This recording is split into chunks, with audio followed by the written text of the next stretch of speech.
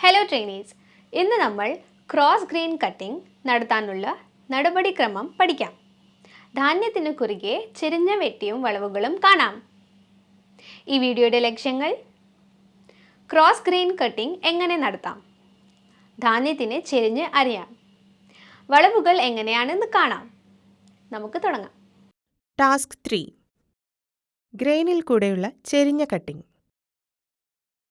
കഷ്ണം വലിപ്പം പരിശോധിച്ചുകൊണ്ട് നമുക്ക് ആരംഭിക്കാം. തടിക്കഷ്ണത്തിന്റെ വലിപ്പം പരിശോധിക്കാൻ ഫോൾഡിംഗ് റൂൾ ഉപയോഗിക്കുക. അതിന്റെ നീളവും വീതിയും ഉയരവും 200 mm ഗുണം 100 mm ഗുണം 25 mm ആണെന്ന് ഉറപ്പാക്കുക.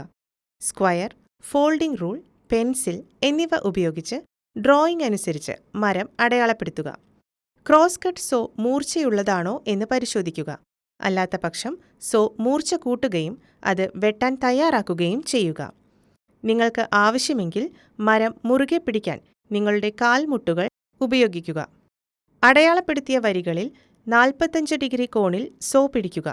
വെട്ടുന്നതിന് മുൻപ് സോ, കൈത്തണ്ട, കൈമുട്ട്, തോൾ എന്നിവയെല്ലാം ഒരു തലത്തിൽ ആയിരിക്കണമെന്ന് ഉറപ്പാക്കുക.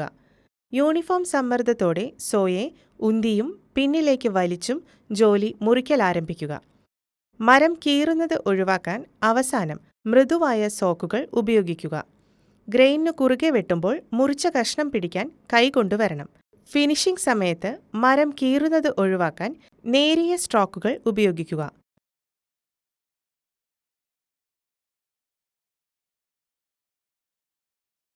മറ്റ് 3 വരികൾക്കും ഇതേ നടപടിക്രമം ആവർത്തിക്കുക.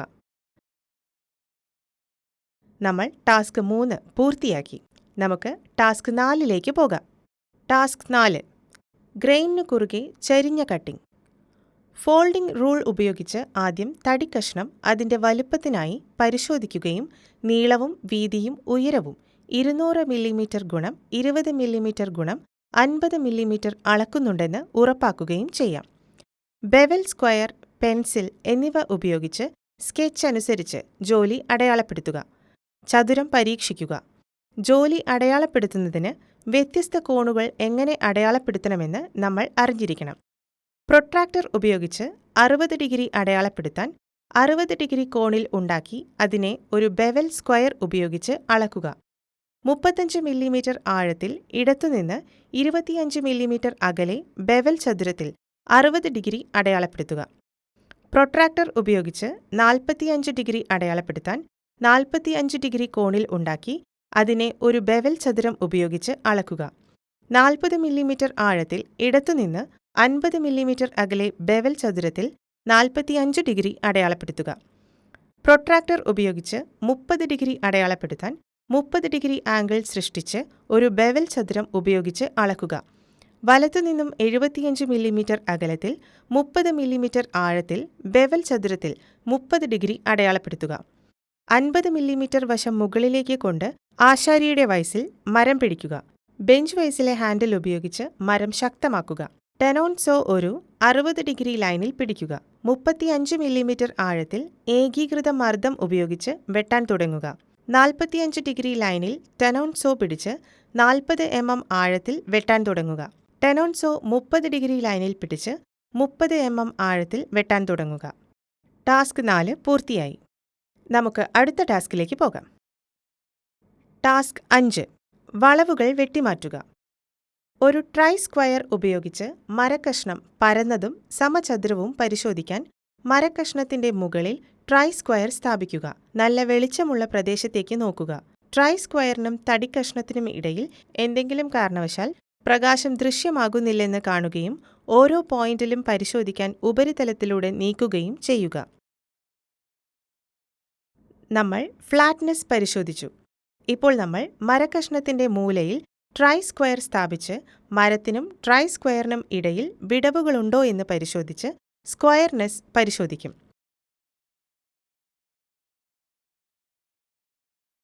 ഡ്രോയിംഗ് അനുസരിച്ച് മരത്തിന്റെ ഇരുവശത്തുമുള്ള വരികൾ wing compass, folding rule, support piece എന്നിവയുടെ സഹായത്തോടെ അടയാളപ്പെടുത്തേണ്ടതുണ്ട്. ആദ്യം മരം പൊടിയും അഴുക്കുമില്ലാതെ തിരശ്ചീനമായി സ്ഥാപിക്കുക.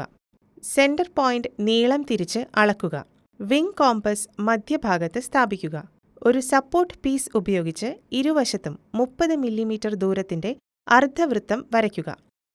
ചിത്രത്തിൽ കാണിച്ചിരിക്കുന്നത് പോലെ ഡി, ഇ, എഫ്, ജി എന്നിവയിൽ ചേരാൻ പോയിന്റ് ഡി, എഫ് എന്നിവയിൽ നിന്ന് ഒരു ലംബരേഖ വരയ്ക്കുക. ഇപ്പോൾ ഡി, ഇ സമം എഫ്, ജി സമം 25 മില്ലിമീറ്റർ. മരം അതേപടി നിലനിർത്തുക. ബി പോയിന്റിൽ വിങ് കോമ്പസ് സ്ഥാപിക്കുക. ഗൈഡ് പീസ് ഉപയോഗിച്ച് പി, കെ എന്നിവയുമായി ചേരുന്ന ഇരുവശത്തും 25 ആർക്കുകൾ വരയ്ക്കുക. കോർണർ സർക്കിൾ വരച്ച് പൂർത്തിയാക്കുക. എഡ്ജ് സൈഡിലും പിൻവശത്തും. ലംബമായി കെ, എച്ച്, പി, ജെ എന്നിവ വരയ്ക്കുക. കെ, എച്ച് സമം പി, ജെ സമം 25 പോയിന്റ് സിയിൽ വിങ് കോമ്പസ് സ്ഥാപിക്കുക. എക്സ്, സെഡ് എന്നിവ ചേരുന്ന ഇരുവശത്തും 30 ആർക്കുകൾ വരയ്ക്കുക. എക്സ്, വൈ, സെഡ്, എൻ എന്നിവ ലംബമായി വരയ്ക്കുക. 150 മില്ലിമീറ്റർ മുഖം മുകളിലേക്ക് അഭിമുഖീകരിക്കുന്ന ഒരു വർക്ക് ബെഞ്ചിൽ ഒരു ജി ക്ലാമ്പ് ഉപയോഗിച്ച് മരക്കഷ്ണം പിടിക്കുക. അടയാളപ്പെടുത്തിയ വരിയിൽ സോ സജ്ജമാക്കുക. മുഖത്തിന്റെ അരികിൽ നിന്ന് അർദ്ധവൃത്തം വെട്ടാൻ തുടങ്ങുക. പകുതി ഭാഗം വലത്തുനിന്നും പകുതി ഇടത്തുനിന്നും വെട്ടി ഒരു കോമ്പസ് സോ ഉപയോഗിച്ച് പൂർത്തിയാക്കുക. ബി കോർണർ മുകളിലേക്ക് വരുന്ന തരത്തിൽ മരക്കഷ്ണം പിടിക്കുക. 30 മില്ലിമീറ്റർ ദൂരത്തിൽ അടയാളപ്പെടുത്തിയ മറ്റു ലൈനുകളിൽ കോമ്പസ് സോ സജ്ജീകരിക്കുകയും മുഖത്തിന്റെ ഏതെങ്കിലും അരികുകളിൽ നിന്ന് വെട്ടിയെടുക്കാൻ തുടങ്ങുകയും പൂർത്തിയാക്കുകയും ചെയ്യുക.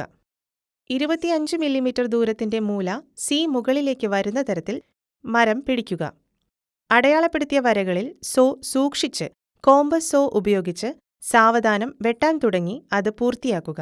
ഇപ്പോൾ നമ്മൾ കർവ് സോവിംഗ് പൂർത്തിയാക്കി. ഇത് ഇതുപോലെ ആയിരിക്കണം. റീക്യാപ്പ്. തേർഡ് ടാസ്കിൽ നമ്മൾ ട്രൈ സ്ക്വയർ ഉപയോഗിച്ച് ജോലി അടയാളപ്പെടുത്തി മുട്ടുകൾ ഉപയോഗിച്ച് ജോലി പിടിച്ചു. 45 ഡിഗ്രീസ് കോണിൽ കണ്ട് ധാന്യം വെട്ടുമ്പോൾ മുറിച്ച കഷ്ണം സ്വതന്ത്രമായി കൈകൊണ്ട് മാറ്റാം. ടാസ്ക് 4. വീവൽ സ്ക്വയർ, പെൻസിൽ എന്നിവ ഉപയോഗിച്ച് ജോലി അടയാളപ്പെടുത്തി ട്രൈ സ്ക്വയർ ഒരു ടെനൻ സോ ഉപയോഗിച്ച് അടയാളപ്പെടുത്തിയതുള്ള ലൈൻസ് വൈസ് ഉപയോഗിച്ച് ജോലി സുരക്ഷിതമാക്കുക. Task 5. Check wood flatness and squareness പരിശോധിക്കുക. Wing compass folding rule, support piece എന്നിവ ഉപയോഗിച്ച് അടയാളപ്പെടുത്തുക. മാർക്ക് ലൈൻസിലൂടെ കമ്പാസ് സോ ഉപയോഗിച്ച് കർവ് സോവിംഗ് ചെയ്യുക. ഈ വീഡിയോയിൽ കാണിച്ചതെല്ലാം നിങ്ങൾക്ക് മനസ്സിലായെന്ന് വിശ്വസിക്കുന്നു. നന്ദി, നമസ്കാരം.